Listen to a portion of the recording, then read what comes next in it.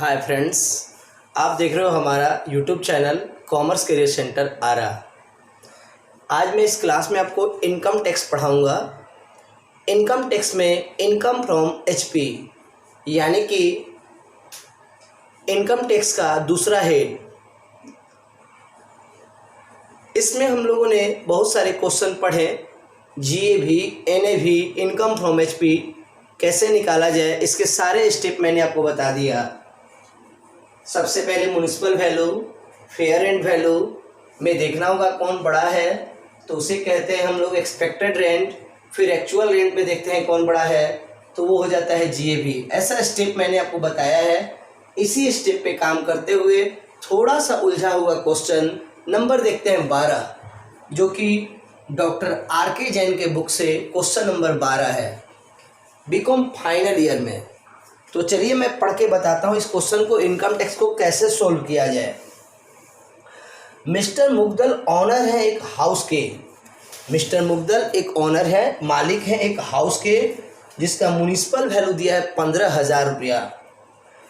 इसके बाद इसको लेट आउट पे डाल देते हैं। इस हाउस को उन्होंने किराए पर रख दिया 1500 रुपया पर मंथ। 1500 रुपया पर मंथ यानी साल का 18,000। म्युनिसिपल वैल्यू 15,000 है और लेट आउट यानी कि एनुअल वैल्यू 18,000, यानी 18,000 बड़ा है। म्युनिसिपल टैक्स 20% पेड किया जाता है म्युनिसिपल वैल्यू का, लेकिन उसका आधा भाग टेनेंट यानी किराएदार पेमेंट करता है। पिछली वीडियो में मैंने बताया था कि म्युनिसिपल टैक्स जो ऑनर के द्वारा पेड किया जाएगा उसी को लेस करते हैं इनकम फ्रॉम एचपी में। जब हम लोग निकालेंगे एनएवी, नेट एनुअल वैल्यू, तो वही म्युनिसिपल टैक्स लेस करेंगे जो मालिक के द्वारा पेमेंट होगा। तो मालिक तो आधा पेमेंट कर रहा है ना, तो यहाँ 10% समझ लीजिए या 20% निकाल के उसका आधा समझिए। तो म्युनिसिपल टैक्स हम लोग आधा ही लेस करेंगे। इसके अलावा क्वेश्चन में कुछ और भी उलझा हुआ कॉन्सेप्ट दे रहा है, जिसका वास्ता इस क्वेश्चन से है ही नहीं। The tenant have give advance 10,000 which refundable at the time of vacation of house. Interest 5% per annum will be paid such amount. एक किराएदार के साथ ऐसा प्रॉमिस किया गया, ऐसा वादा किया गया कि पहले आप 10,000 रुपया एडवांस दो और ये 10,000 रुपया आपका इंटरेस्ट के साथ रिफंडेबल होगा जब आप घर को छोड़ते हो तब। ये मालिक का अपना एग्रीमेंट है, इससे income from HP income tax को कोई लेना देना नहीं है। आगे, he had loan for construction of house. इस मकान के लिए लोन लिया गया था, जिसका लोन पेड किया गया 3,000 रुपया इंटरेस्ट। ये पुराना इंटरेस्ट है 3,000 और 800 रुपया पेमेंट किया गया है करंट प्रीवियस ईयर का। करंट ईयर तो कह नहीं सकते हैं, करंट ईयर में तो हम लोग इनकम टैक्स देते हैं। हम लोग प्रीवियस ईयर का इनकम करंट ईयर में टैक्स के रूप में देते हैं। तो प्रीवियस ईयर का यहाँ पे टैक्स कितना है 800 और पुराना इंटरेस्ट कितना है, प्रीवियस ईयर का इंटरेस्ट 800 और पुराना है 3,000। According to rule income tax 1961 के रूल के अनुसार इंटरेस्ट का जो पुराना भाग होता है उसका 1/5 जो होता है 1/5 डिडक्टेबल होता है, उस पर छूट मिलता है। सही है। और प्रीवियस ईयर का पूरा छूट यानी 3,000 का 1/5 छूट मिलेगा और जो प्रीवियस ईयर का 800 है उस पर पूरा छूट मिलेगा। इसके अलावा क्वेश्चन में और आगे क्या लिख रहा है, both interest deductible calculating taxable income. जब टैक्सेबल इनकम किया जाएगा तो दोनों को डिडक्ट किया जाएगा। इसके बाद इस मकान के रिपेयर के संबंध में इंश्योरेंस लिया गया है, जिसका प्रीमियम 30,000 रुपया भरा गया।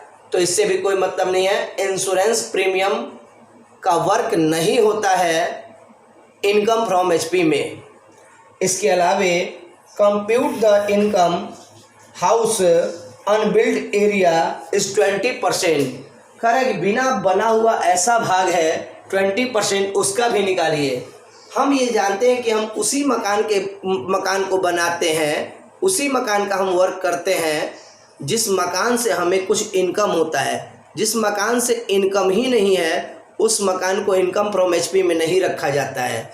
अगर कोई अपने मकान में रहता है तो इससे उसको क्या इनकम है? अगर वो अपने मकान से कोई दुकान चला रहा है, कोई प्रोफेशन कर रहा है, तब उसको इनकम है। मकान में रहना मकान के लिए कोई इनकम नहीं माना जाता है। तो अब चलिए मैं क्वेश्चन को डील करता हूँ शुरू से। सबसे पहले मेरे स्टूडेंट्स वही पुराने फॉर्मूले अपनाएंगे। क्या क्या फॉर्मूला अपनाना होगा सर? सबसे पहले म्युनिसिपल वैल्यू, चलिए वो तो दिया है। म्युनिसिपल वैल्यू 15,000 है, फेयर रेंट वैल्यू नहीं है। तो दोनों में बड़ा कौन हुआ? फेयर रेंट वैल्यू तो नील है और म्युनिसिपल वैल्यू 15,000, दोनों में बड़ा 15,000। तो हम लोग यहाँ लिखेंगे विच एवर इज हाइयर, यानी 15,000 हो जाएगा एक्सपेक्टेड रेंट। अब आगे देखा जाए, जबकि एनुअल रेंट हो रहा है 18,000, 1500 गुने 12 यानी 18,000। तो हर हाल में देखा जाए तो 18,000 बड़ा है। तो आप उसे स्टेप वाइज करते हुए आप लिखोगे इसको GAV। क्या लिखोगे? GAV। सारे स्टेप को दिखाते हुए, एकदम GAV शुरुआत में नहीं, सारे स्टेप दिखाओगे। उसके बाद आपको लिखना है GAV कितना? 18,000।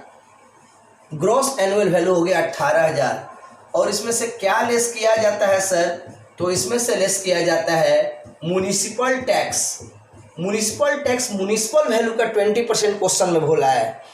तो सर 15,000 का 20% तो 3,000 होना चाहिए, लेकिन यहाँ पे हम लोग हाफ ही घटाएंगे, हाफ, क्योंकि आधा भाग ही मकान मालिक पेमेंट करता है, यानी 1,500 रुपये को लेस कर दिया जाए तो यहाँ पे हम लोग का आ जाएगा NAV। हालांकि NAV में एक चीज़ और घटाने पर NAV मिलता है, अनरियलाइज रेंट के बारे में कुछ नहीं बोला है। तो NAV के घटाने के बाद ये हो गया 16,500। अब रूल कहता है कि इसमें से दो चीज़ और घटाइए। एक घटाइए इंटरेस्ट ऑन लोन और एक 30% स्टैंडर्ड डिडक्शन NAV का। तो लेस कर दीजिएगा इसमें से स्टैंडर्ड डिडक्शन 30% ऑफ NAV का 30%, यानी 16,500 का आपको निकालना होगा 30%, 4,950। बढ़िया, 4,950 घटाना होगा स्टैंडर्ड डिडक्शन। फिर लेस करना होगा सर, इसमें से फिर लेस करना होगा पुनः इंटरेस्ट ऑन लोन। कैसे लेस करेंगे आप? सबसे पहले 3,000 रुपये का 1/5, 3,000 रुपये का 1/5, यानी कि ये कितना हो गया सर? 3,000 का 6 × 25 600, और प्रीवियस ईयर का कितना है सर? 800, यानी कि 1,400 आपको और छूट मिलेगा। इस तरीके से यदि देखा जाए तो यही हमारा क्या हो जाएगा? Income from HP। इसी को हम लोग कहेंगे इनकम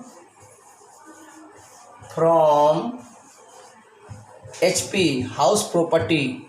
यहाँ पे आपका आंसर आ जाएगा 10,150। इस तरीके से उम्मीद है कि आप अच्छी तरह सीख गए होंगे, आप अच्छी तरह क्वेश्चन को डील कर सकते हो। तो याद रहे, इंटरेस्ट ऑन लोन के कॉन्सेप्ट को आपने अच्छी तरह सीखा। मकान में जो डाउट था, जो उलझा हुआ कॉन्सेप्ट था, वो क्वेश्चन से रिलेटेड था ही नहीं, इसलिए उस पर ध्यान नहीं दिया गया। My dear student and friends, आप इसी तरह बने रहिए। अब मैं आपको अगले वीडियो में अगला क्वेश्चन दिखाऊंगा। ये क्वेश्चन नंबर रहा आपका 12। हर क्वेश्चन में कुछ न कुछ डाउट्स होते हैं। हर क्वेश्चन किसी न किसी प्रकार से नया होता है। तो आप एक एक कॉन्सेप्ट को बड़े आराम से देखिए, बड़े आराम से बनाएं। यदि आपको ऐसा कहीं लगता है कि कहीं हमें सुझाव चाहिए, कहीं कुछ को और पूछना है, तो आप हमें कॉल मैसेज कर लें। और यदि आपको ऐसा लगता है कि हमारे वीडियो से आपको कुछ बेनिफिट है, कुछ आपको अच्छे लग रहे हैं, यदि आप लाइक करते हो तो हमारे चैनल को ज़रूर सब्सक्राइब कीजिए।